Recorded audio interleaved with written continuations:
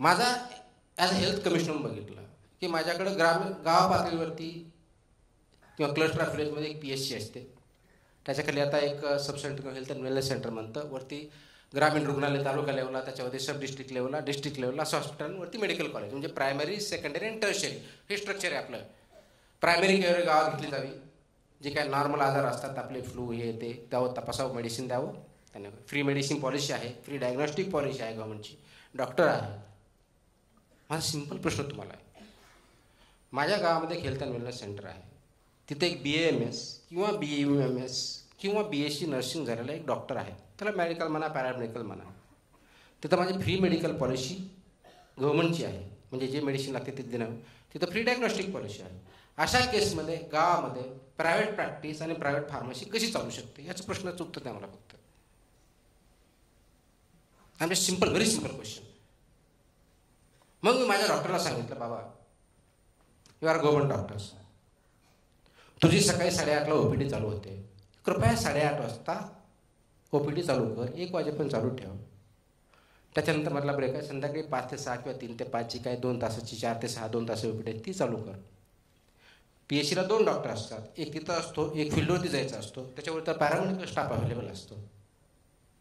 तुला हे कामं दिलेले आहेत, पब्लिक हेल्थ प्रोग्राम ज्याला म्हणतो आपण, इम्युनायझेशन करणं, हे करणं ते करणं, सर्वे करणं वगैरे, त्यासाठी आहे.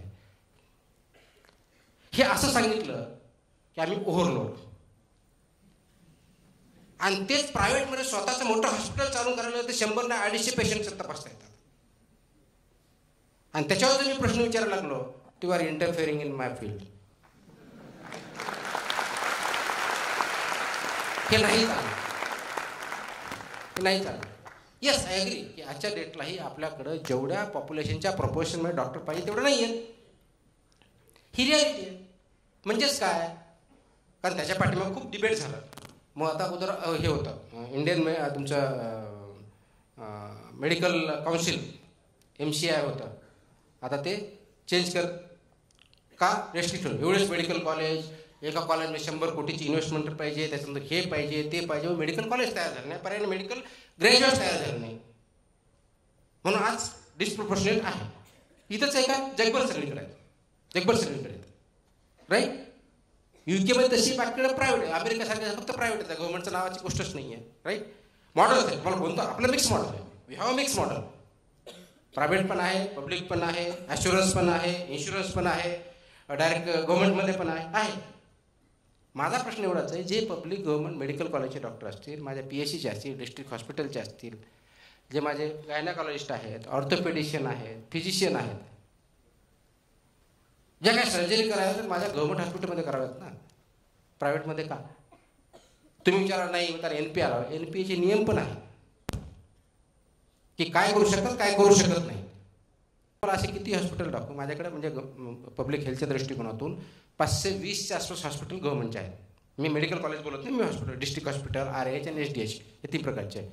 महिला हॉस्पिटल महाराष्ट्रात आहेत. असे बरेच हॉस्पिटल दाखवू शकतो ज्या ठिकाणी दिवसाची, म्हणजे ज्याला IPD म्हणतो, ॲडमिट करण्याची, 0 खबर. मग त्या गावातलं तो कुठे आधार नसायला पाहिजे, मग तिथं प्रायव्हेट हॉस्पिटलमध्ये फुल कसं असतं. पण what, there is something wrong, that wrong has to be done. Policy level international policy करा, एक्झिक्युटिव्ह असेल, मी काय करतो, एक्झिक्युटिव्ह लेवलची जी ऑथॉरिटी मी वापरतो, that is what I ask the questions. आणि तुकाराम मुंडेच्या नावासाठी मी कधीच काही करत नाही, मी क्लिअरली सांगतो, मी रोल परफॉर्म करण्याचा प्रयत्न करतो, रोल परफॉर्म करण्याचा प्रयत्न करतो. ते रोल त्याचा जो ऑब्जेक्टिव्ह आहे ते करण्यासाठी जे काय करावं लागेल ते करतो. मी कुणाच्या विरोधात काम करत नाही, मी कुणाच्या फेवरमध्ये काम करत नाही. I just try to perform my role, just going beyond duty.